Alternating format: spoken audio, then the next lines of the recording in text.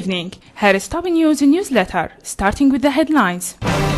Army Titans news around terrorist organizations across the country. The Syrian army repel an attack by the so-called ISIS on strategic airport. Lavrov, aim of inter-Syrian meeting in Moscow is to help for preparation of new round of talks. Units of the army and armed forces continued military operations against the terrorist organizations across the country, targeting their positions and destroying more of their dens. A unit of the army and armed forces killed all members of an armed terrorist group northeast of Al-Tarfawi in the eastern countryside in Homs Central Province.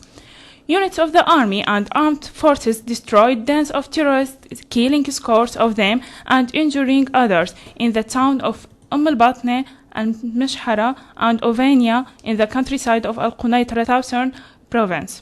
Authorities seized an amount of detonators that are used for making explosive devices hidden inside the vehicle on the international highway near Homs. While searching the vehicle that was heading to Aleppo, authorities found 11 reels of plastic caps and 65 detonators boxes hidden inside it. The Syrian army continued in its advance in different parts of Idlib province in the northwestern part of the countryside and repels an attack by the so-called ISIS terrorists on Abu Zuhur military airport. The terrorists were pushed back from the surrounding area of Abu Zuhur military airport as they were trying to launch a fresh wave of offensive on army positions at the airport in the eastern part of the city of Saraqib in Idlib countryside. Hold up in the house, the militant shot at members of a special police force refusing to give himself up before being neutralized. The drone was on a spying mission above the town of Al-Hadar when it was shot down. In 2014, especially after the victory of the President Bashar al-Assad in the country's presidential election, the army has gained upper hand in its anti-terrorism campaign and has been partly successful in sealing border with Turkey and Jordan.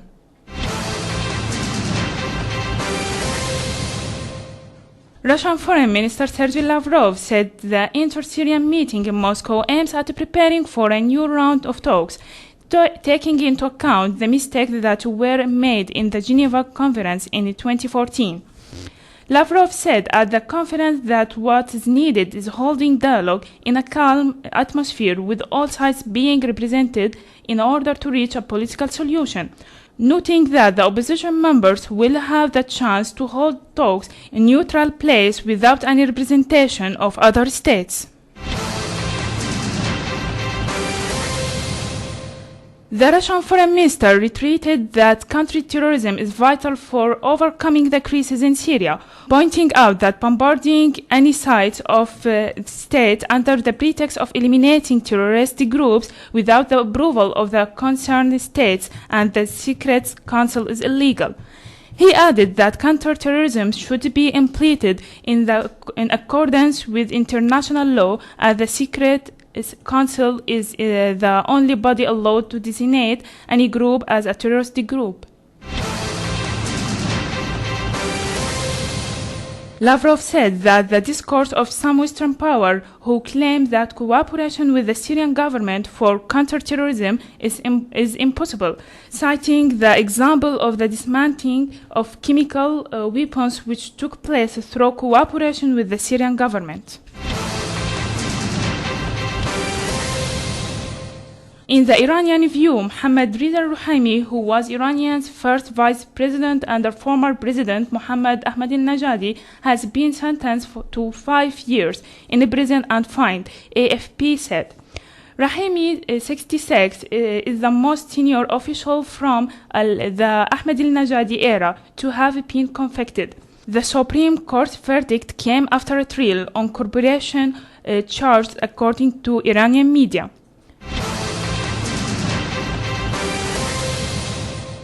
Indonesian divers found 5 bodies bolted into their seats near the main section of an AirAsia plane that crashed into the Java Sea last month with 1,060 people on the board.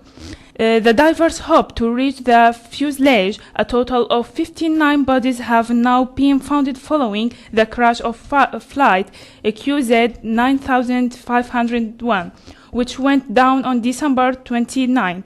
Indonesian Transport Minister Ignatius John said earlier that the plane climbed abnormally fast before stalling and plunging into the sea. That's all for today. Thanks for joining us. I'm Inas Ahmed. Good night.